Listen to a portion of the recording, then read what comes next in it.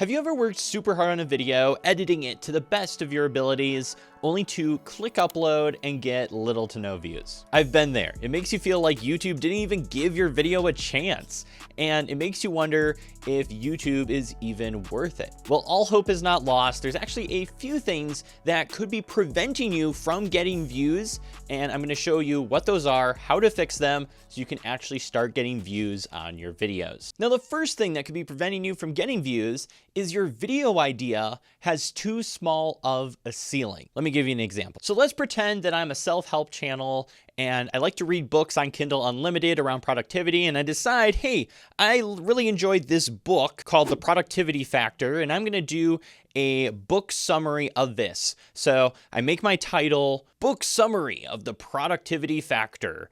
And by choosing that as my title, I have now put a ceiling on how many views I can get, because the only people who are going to watch that video are people who are searching for book summaries of that book, or just searching for that book in general, which this book I chose actually only has 9 reviews on Amazon. So the amount of people who are interested in that book, but then also the amount of people who are actually going to go to YouTube to search book summaries or information on this book that's free on Kindle Unlimited, that is a very small amount of people. So I hope you can see that by making my title that, I have put a ceiling on how many views this video could get. There's no chance of this getting hundreds of thousands of views or millions of views. It doesn't matter how good the video is, the idea has set the limit. But now let's say we're gonna keep the video idea, like the actual concept of the video, summarizing the book, the same, but we adjust our title a bit. Maybe we go for something like how I accomplish 8 hours of work in 4 hours, or how to accomplish twice as much in half the time. Or this productivity hack helps you accomplish more in half the time. Or how I accomplish more by working less. Now, even though the video concept is still going to be the same, and I'm going to be referencing the book, I have now raised the ceiling on this video concept, because now this title can appeal to anyone who is interested in productivity and being able to do more in less time. So you want to make sure that your video idea and title are not limiting you on the amount of views you can get. And also probably something else that's important too to say along these lines is you also don't want to be too broad. Like I've seen sometimes in the gaming niche, people will be like, Let's Play Minecraft is the name of their title. And they're like, oh, this is really broad. There's tons of people who like Let's Play Minecraft videos. But now you're so broad that you just blend in with tons of different videos. And there isn't really like a drive of curiosity or interest. Like, why do I care that you're playing Minecraft when there's tons of other people who play Minecraft? So you do have to balance covering a broad topic that interests a lot of people, but then also making your videos stand out. And a great way to do that is to do research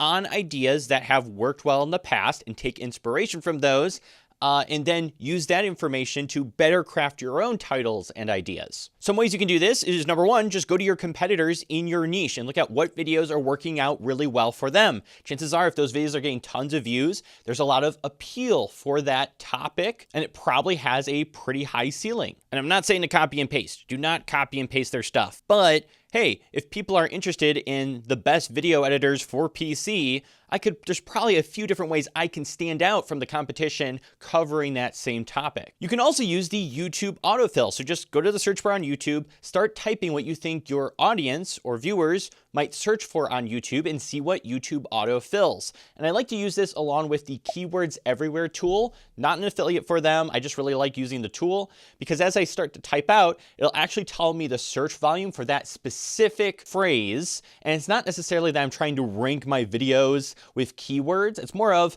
I just want to see where the demand is. How many people are searching for something lets me know that there is interest in that topic. And then I know, hey, I should probably cover this topic, or maybe find a book where I can summarize that's related to this topic that's in my niche. You can also keep an eye out for relevant news. So if maybe a new scientific study came out on productivity, or someone's releasing a new book and he's a major author, I should probably do a book summary of that and tie some relevance to it. Or whatever niche you're in, there's always different updates or new things happening. If you can cover those, there's usually interest in those topics as things are happening. Cover relevant things because your viewers are going to want information on those relevant things that are coming out on a regular basis. And then finally, another recommendation would be the 1 of 10 tool. This is something I am an affiliate for because it's absolutely amazing. It takes all the outlier videos and puts them into a searchable database. So I can type in something like CapCut, poof, I've got all the top CapCut videos that I can make videos on. I can also save those so I can reference them later.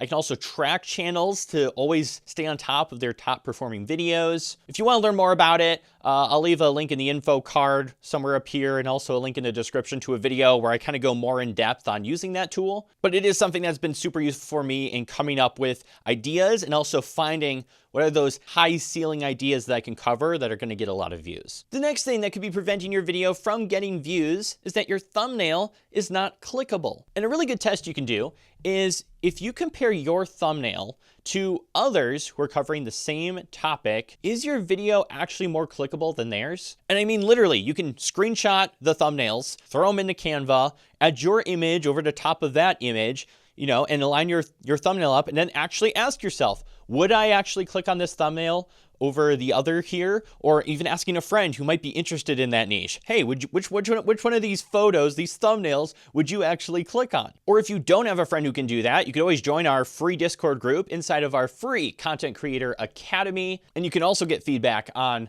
thumbnails and things like that. I'll have a link in the description to that. But the point is, if your thumbnail is not competitive to the others on that topic, then no one's going to click on your video. They're always going to choose other videos other than yours. So you need to be paying attention to, am I actually standing out from the competition? Am I actually making something that viewers would be interested in and are going to be persuaded to click?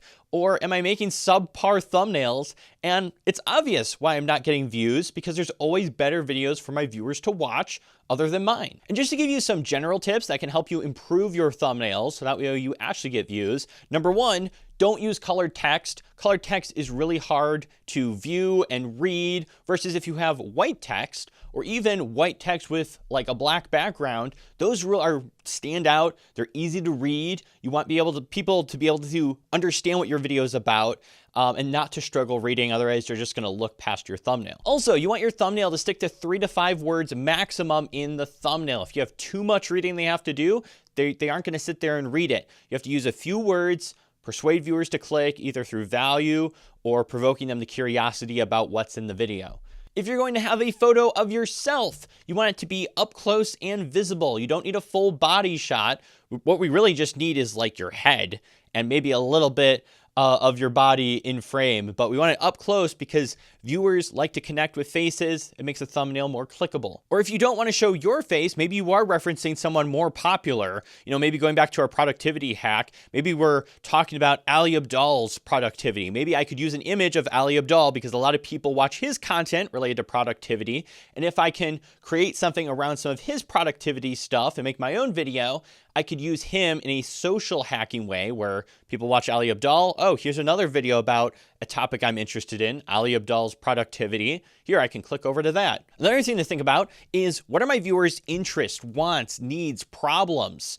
If you think about that, that can also help make your thumbnail more clickable. Because what words am I using here? Or what am I showing on screen where it's like, I know my viewers would react to this, or I know they would want to learn more about this. And if I show this on screen, they're like, oh, that's going to solve my problem. Or, oh, that is the result I want. So I want to click on this video so I can actually get that result. Knowing your viewers and what they want can really help make clickable thumbnails. And then also just curiosity. What would provoke my viewers to curiosity and make them want to click on this video? What's going to make it more interesting? So you can even think about that approach with your thumbnails. It doesn't just have to be the topic. Maybe it is, talking about, like maybe I'm doing a productivity video and it's like, here are the 5 best tips for being more productive. And then in the text, it's like, don't have a to-do list, which might be more than the 5 words, but something like that. Like that would stand out and be like, wait, don't have a to-do list. I thought that's like the main thing you need to be productive. I'm going to click on this video because I'm wondering why I wouldn't want a to-do list if I want to be productive. Like